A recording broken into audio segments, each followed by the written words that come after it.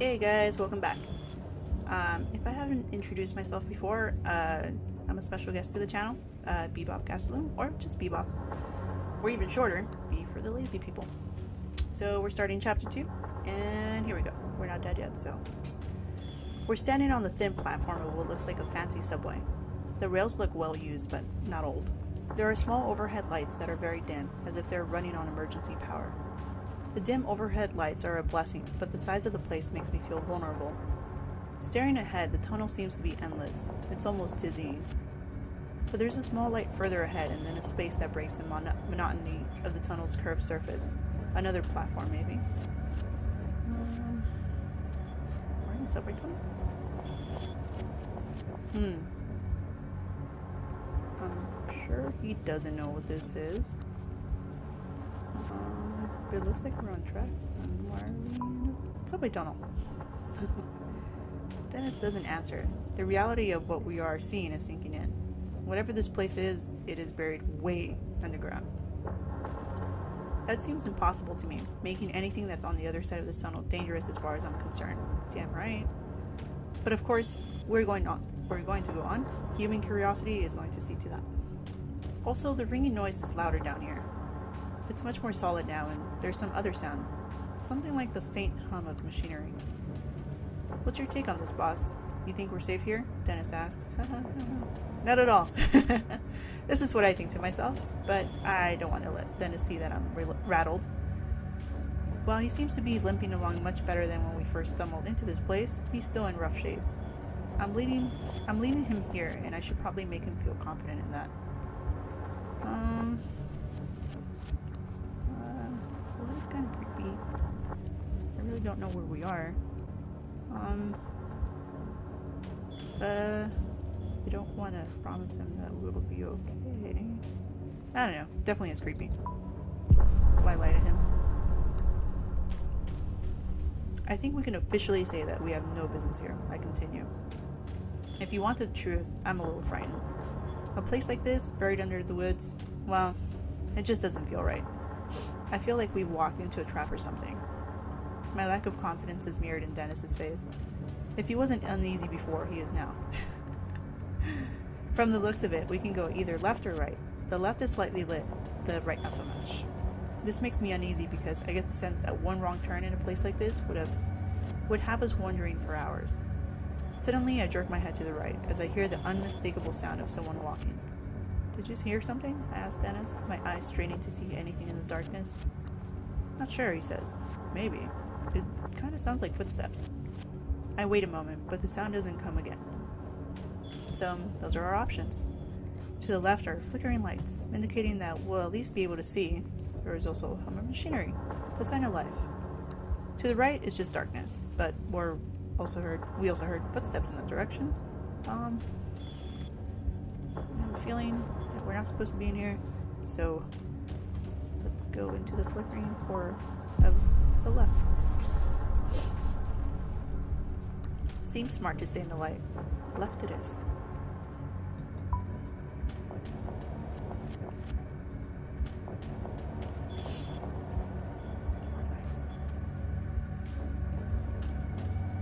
As we head left, the lights ahead are like a beacon in the darkness, or in the dark, luring us forward. Someone left the lights on for us, Dennis says, trying to be funny, but creeping me out instead. I wonder if that's a good or bad thing, I say. As we near the lights, I hear the hum of machinery grow louder, but it doesn't sound like any machine I've heard before. As the light increases, I use it to take an inventory of Dennis and his condition.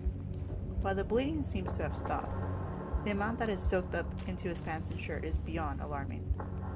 How much further can you walk? I ask him. Can you keep going? Yes, Dennis says. Let's walk into the deep tunnel that has no business being here. Now fully stepping into the light, I notice that the sound of machinery is coming from an area on the left side that is protected by a guardrail. Wisps of bright blue light dance on the walls as they leak out from whatever is below. I also notice a posted sign that says, "Danger. Severe radiation poisoning threat." Fuck. I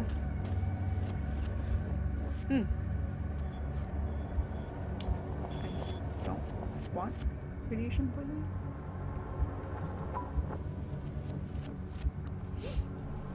Dennis, I don't think we should get near it, whatever it is down here, I say. Dennis studies the blue light a bit longer and then nods. He's hurting enough as it is. I don't think we need to add radiation poisoning to his list of ailments, or mine for that matter. We step away and take off down the tunnel again. As I start walking, I notice another structure coming into view up ahead.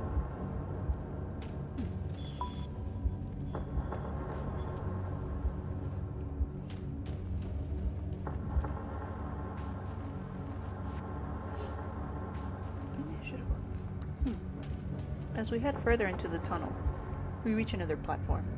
There's light coming from the platform, but like the overhead lights, there are dim, red emergency lights.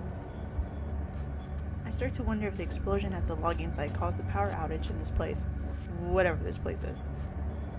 The ringing noise that I originally thought was in my head is getting louder. I'm starting to think it's some sort of alarm. When we come to the large open area in the tunnel, it further resembles a subway station. As much as I try to ignore the reality, it's undeniable. We have stumbled into some sort of high-tech transportation system that is buried beneath the forest of Kentucky. It makes absolutely no sense, and it creates an entirely new sort of fear as to what the hell we have walked into. I notice that Dennis can't seem to stop himself from shaking. His fear is mirroring my own. When we reach the large opening, we have to climb over the rails and up into the platform. I have to help Dennis over the rails and then up the small utility ladder that is bolted into the opposite side of the travelway. When he reaches the large open area resembling a subway waiting area, he collapses on the floor and lets out a heavy breath. "You know what?" Dennis says, exasperated. "This is ridiculous. I quit. I'm not going any further." On top of worrying about my crew and the madness of wherever we are, I'm not in the mood for Dennis to act like a baby. God damn it, Dennis. Whatever, he can take a break if he wants. I'm not the one with the gash in my side, I think to myself, so I decide to cut him some slack. "Damn, boss. I'm sorry," he says. "It's okay." I don't know how you're still on your feet, if I'm being honest. "Stubbornness," he says with a weak laugh. "You need a minute to rest?" I ask, as warmly as I can. "No. If I sit down to rest, I'm afraid I might not get back up. Let's keep going while I can still go." I reach down, hop him to his feet, and then we get ourselves up into the platform. Right in front of us, there's an entrance to a long hallway, exiting the platform area. It's at this point that I realize those red emergency lights might be on for someone else who's actually supposed to be here. Let's not find out. I'm still not sure if I want to alert anyone to the fact that there are strangers in this secret place. And the thought of hearing a scream, even my own scream, in this empty place is too much to bear. The emergency lights continue to flicker overhead, casting a sick sort of pinkish light on everything. My mind is racing with what sort of place this might be. It's obvious that it's meant to be a secret. And if it is supposed to be a secret, there was a power outage recently. Maybe most everyone has been evacuated. This thought does nothing to make me feel any better as we walk towards the platform exit.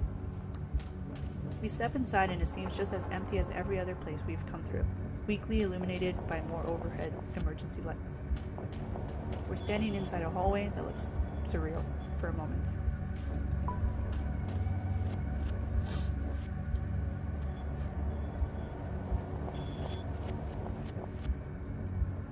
Are you guys scared? I am. Not really. The hallway reminds me of a hospital wing, but there's something not quite right about it. It's the first clean and tidy area I've seen since coming into the woods. It looks like it was recently in use, despite the dim emergency lights overhead. There are chairs against the wall, and the floor looks well cleaned, as do the walls. The ringing noise is definitely coming from here, and a small flashing red light along the ceiling seems to flash along with it. That ringing noise is an alarm, I say, if it only to confirm my own thought. But for what? Dennis asks. And then he asks the question that has been on my mind since we fell in that hole. What the hell is this place? We exchange a look that speaks volumes. We reach the end of the hallway and hear a sound like a large metallic grinding. This is followed by a clicking noise, and then the unmistakable noise of a generator kicking on.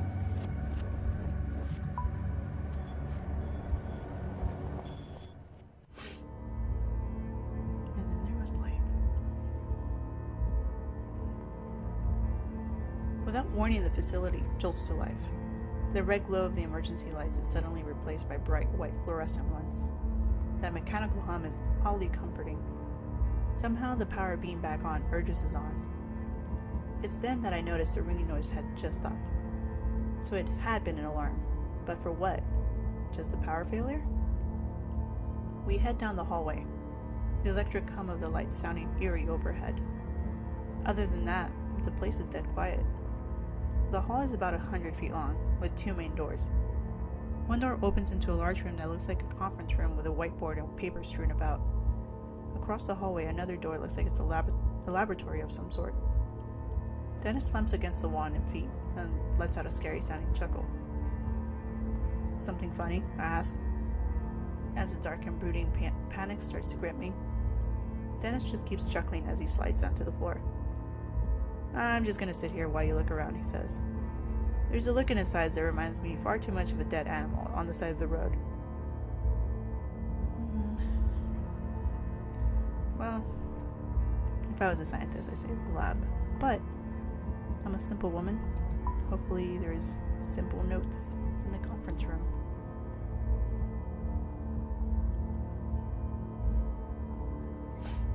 There must be papers strewn about or something. A large table sits in the middle of the room, lined with a series of chairs. It looks like something straight out of a storeroom. A well-used whiteboard hangs on the wall, and there are scattered papers on the desk. Whiteboard. Right? A few things are scribbled on the whiteboard, mostly formulas and names. But there are some things that are easy to understand, things that make my blood go cold. Subject number 6, cause of death. Embolism or aneurysm, or both. Ideas for new delivery mode, spherical, liquid, ? Induced comatose state first. TerraCore company, possible plutonium supplier. Look at the papers. Most of the papers and printouts have codes and equations that go way over my head.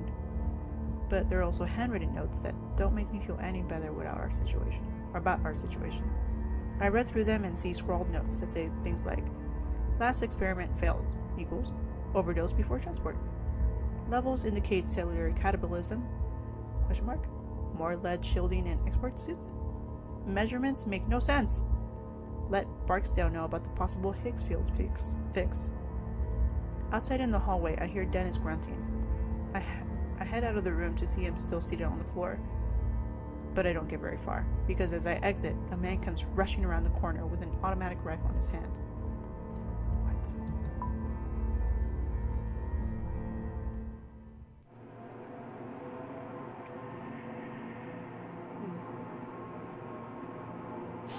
It's hard to look beyond his rifle, but the man carrying it is young, with messy dark hair.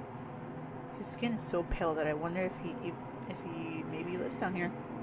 He has the look of a guy who's been cooped up for a little too long. He doesn't seem like the kind of person I trust with a gun in a stressful situation. And he sees us in the doorway. He screams and brings the gun up.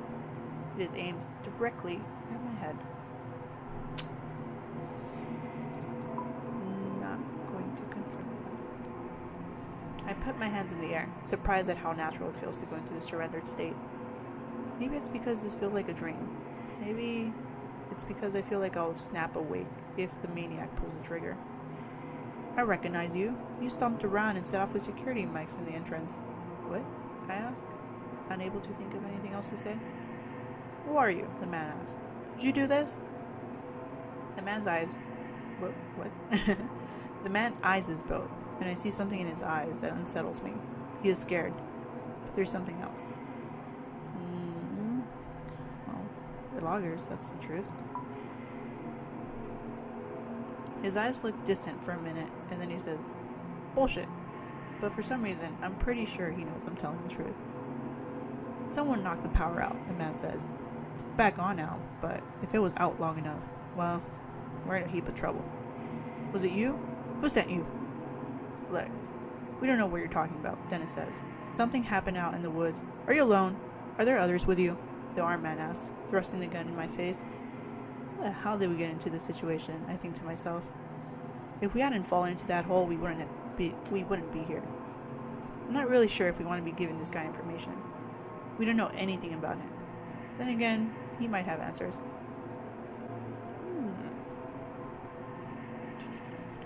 Do I lie to him? I don't want him to think that there's more people here. So, no, just us.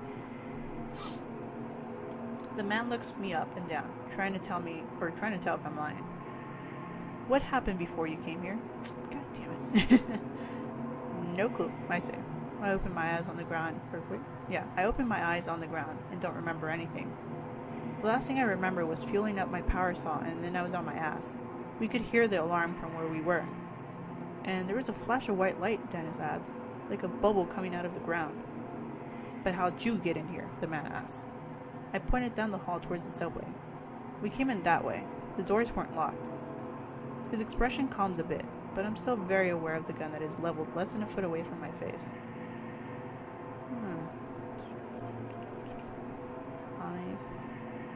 Well, he still has the gun, so no. Put the gun down. The only way I'm putting this rifle down is after I've blown your brains out, the man says. With that, he uses the muzzle of the gun to flip my hard hat onto the floor. What a dick. It's a childish move. A playground tactic at best, but it's sufficient to show me that he knows he's in control now. Oh no, he's got my hat. He then levels the rifle at Dennis, and I can only assume it's because his wounds make him appear to be the weaker of us. The man takes a shaky step forward. Dennis looks back and forth between the barrel of the gun and me, his eyes pleading for help. Help him out. Before I'm fully aware of what I'm doing, I step out in front of Dennis. The barrel of the rifle is nearly touching my chest now. Both Dennis and the man seem a little confused at my action, and I do my best to swallow my fear. I don't know what's going on here, but we're here by mistake. Well, you have no business here, the man says. But now that the power is on, I think he might be too late anyway. For what? I ask. But he doesn't answer me. Instead, he steps forward and actually pushes me backwards with the end of his rifle. The man then repeats a question he asked before, one that makes no sense and honestly makes me think he might be a little crazy. Who sent you? He asks. You assholes from the Pentagon. I'm not quite sure how to take this question. Is this guy joking? I don't like dealing with crazy people. No, I say. We're just loggers. Something blew up and my friend got hurt. We're looking for the rest of our crew. Likely story, the man says. But I see a flicker of recognition in his face that makes me think he might believe me. Still, his grip on the gun is as tight as ever. The look on his face makes me think he'll shoot at any moment. You both just stand still, he says. Sooner or later, someone will come along and I'll turn you over. He again thrusts the gun forward, as if it has an invisible bayonet on it. There's no need for that, I tell him. I have no guarantee that he won't pull the trigger. Look, Dennis says, we don't want any trouble. We're just as confused as you are. Then, in a movement so fast that I just about miss it, Dennis lunges forward. I have no idea how he is moving so fast. Just 30 seconds ago, I was worried about how close to death he looked. But now he's moving lightly fast, and his left arm comes coming down on the barrel of the gun like a club. In the commotion, the man does pull the trigger. The booming noise is deafening, and there's a moment where I think I've been hit. It takes the clanging noise of the round tearing into the floor at my feet to help me realize that I have not been shot. I look to the floor and see that where the shot missed my right leg by less than 3 inches. I'm paralyzed, in shock for a moment as Dennis and the man fight over possession of the rifle. There's a fire extinguisher on the wall I could use as a bludgeon, but I might not have enough time to grab it before Dennis is overpowered.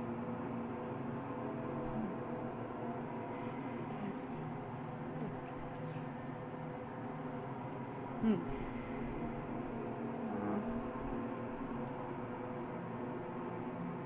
want to knock this guy out. I take the chance, dashing for the extinguisher, but my absence gives the man enough time to pop Dennis on the side of the head with the rifle. No! As I hear Dennis wail with pain, I rip the extinguisher from the wall and instantly lift it over my head. The man realizes what I'm doing as I come barreling across the room, but he's too late. I bring the extinguisher down quick. He doesn't have time to adjust the rifle for a clear shot. Yeah. All he can do is partially block the blow. which he does poorly. I'd hit him between the neck and shoulder along the right side. He hollers out and falls awkwardly to the ground. There's a dazed look on his face, and I wonder if I maybe knocked him out for a moment. He still holds the gun, but his hands are limp. I feel the extinguisher heavy in my grip. I could hit him again to make sure he won't be a threat. Hell yeah! He has a gun! I'm not a violent person by nature, so drawing the extinguisher back a second time feels almost sickening. This only increases when I strike him along the side of his face. Roger, Dennis yells. What are you doing? He's defenseless now. I pull back at the last moment, taking some of the force out of it, but there's still a degree of damage done. The right side of his cheek has split open, the skin peeling back and letting out a steady flow of blood. Dennis grabs the rifle and instantly hands it over to me. I take it with a shaking hand. He is still wincing from where Marcus knocked him while I headed for the fire. Who the hell's Marcus? I can't believe he stepped between me and that gun, Dennis says. He could have killed you. I was pretty sure he wouldn't, I say, although I had known no such thing. Still, thanks, man. That was some heroic stuff. You would have done the same, right? Dennis says nothing. Man, his eyes look at the floor. What a dick. I don't think he needed to keep hitting him like that, Dennis says, some trembling in his voice. I don't say anything. He's probably right, but it was too much of a risk. What do we do now, boss? He asks. We've come this far and I want answers. I sense that Dennis does too. I walk over and pick up my hard hat off the floor. After placing it on my head, I turn towards him and I'm still wearing the hat, that's right. We get answers from this guy. No answers, the man manages to whisper. No answers. His eyes fluttering. Blood is all over his head and neck from where I let loose on him. Okay, let's move, I say, pointing the gun further down the hallway. We've come this far, and I'm not gonna let this guy stop us. We walk down the hallway until we come to the end. A single elevator waits for us. Its steel sliding doors larger than a normal elevator. Dennis wouldn't do that for me? After I give him a job, pay him good money, save his life, I might terminate him when we get back. Before I get to the elevator with this guy, I think it's wise to learn a bit more about him. I can tell it's making him uncomfortable for me to have the gun. What's your name, I ask. Marcus. Then you work here? It's clear that he doesn't want to answer, but he gives us a little nod. We're looking for the rest of our crew. Any idea where they might be? I ask. No, he says curtly, not bothering to elaborate. There's got to be some useful info we can get out of this guy. I just need to know how to dig for it. I need a first aid kit for my friend here, I say. Where might I find one? Down on the second floor, he says. But we can't go down there. We're gonna go down there. Why not? He looks at me like I'm an idiot. You must be aware you're inside a classified government facility, he says. That makes sense, but I want to doubt it. Well, I'm sure our government wouldn't want you to help. Wait, what? He would. I'm sure our government would want you to help save my friend, so take me to the first aid kit. I can't, he says. You don't have clearance. Hell, I barely have clearance. Then, seemingly to himself, he mutters, I make this place run. And not even a thank you, just a bunch of restricted access rooms, and I'm only allowed to go in with a frickin' chaperone. I interrupted his monologue.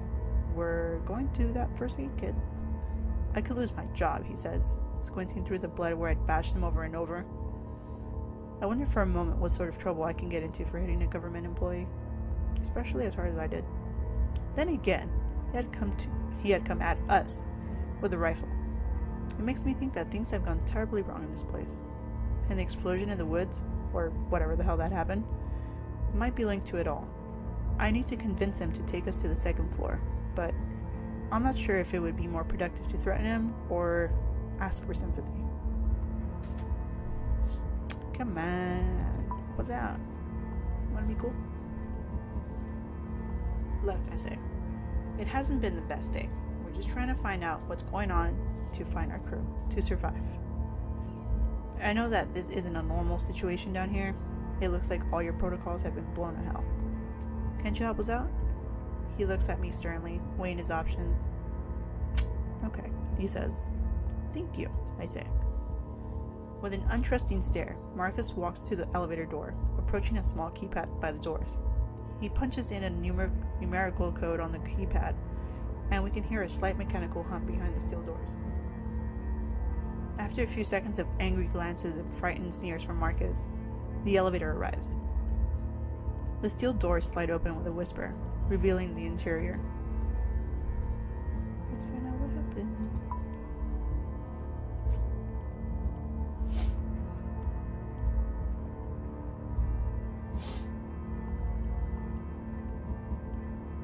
It's exceptionally well lit and looks to be made of stainless steel. I half expect the thing to take off at the speed of light. There's another small keypad on the front right panel by the door with the options for 3 sub-level floors. Looks like this elevator doesn't go to the surface. So, after we get a first aid kit for Dennis, how do we get out of here? I ask. We can't leave, Marcus says. Once the power came back on, the whole place was put on lockdown. What? I shout.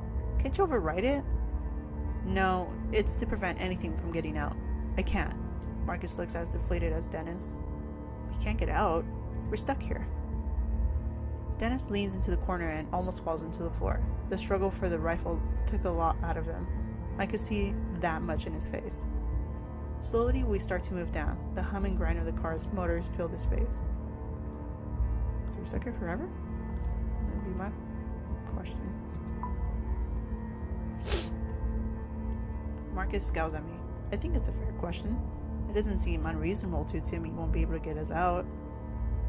We'll find somebody with the access codes, and they'll be begging me to figure out how to lift the lockdown. These people think they're so brilliant, but some of them can barely turn their computers on without help. The top coder in my class at MIT, and I'm stuck living underground helping idiots who don't even trust me with keys. Keys to what? What goes on here? Marcus shakes his head. You may as well shoot me. I can't tell you. Oh yeah, I want to shoot you, but I can't. Why not? It's beyond classified, and the things I know don't even cover the start of it. Well, what does that mean? I ask, starting to get irritated. It means that even if I wanted to tell you what sort of work is done here, I don't know enough about it. Well, what is your job? I handle the IT work and make sure the databases are up and running. It's a 24/7 job. I haven't seen sunlight in almost a year. I wonder what staying in a place like this for that long would do to someone's mind. I was recruited, he continues. Because of the workload, no one else wants this job. But I really don't mind being by myself. No family. Plus the IT, it's some crazy shit. Crazy how? I ask. This place generates over 100 terabytes of data per day, he answers, getting the slightest bit excited before his face falls again. What happened here? What happened here?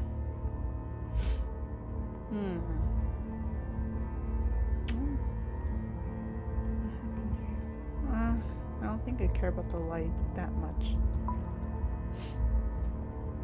Seemed like some sort of power outage, Marcus says. That's all I know. There was an outage and then what? Dennis asks weakly. Then things got weird. Things got bad. Bad how? I ask. The whole place seemed to shake when the lights went out. I was checking the monitors when it happened and everything went dead.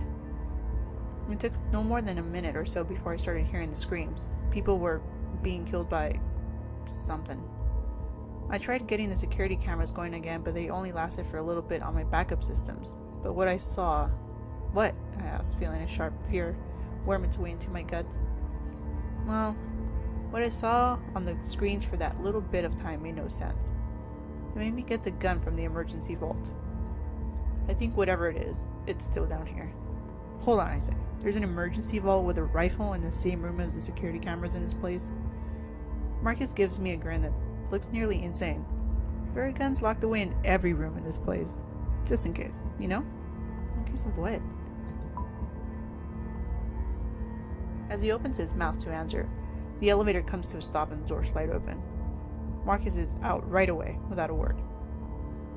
He makes his exit, and heads directly for a glassed-in room that is filled with computer monitors and high-end equipment. Dennis and I file up right behind him, trying to keep up. As we do, one very alarming question runs through my head. Is that what kind of government facility keeps loaded guns and emergency vaults in every single room? That is the end of chapter 2. Let's see how I did. I wonder if I would have gotten radiation poisoning. I keep thinking about that. Obey the warning sign and stay away from the glow. Ooh, what would have happened? Now I'm curious. Stepped in front of Dennis, of course. You and 35% of players kept hitting Marcus. Yeah, he's got a gun, come on. But whatever, that's me. So, thank you for watching chapter 2, and we'll be back for chapter 3. Bye!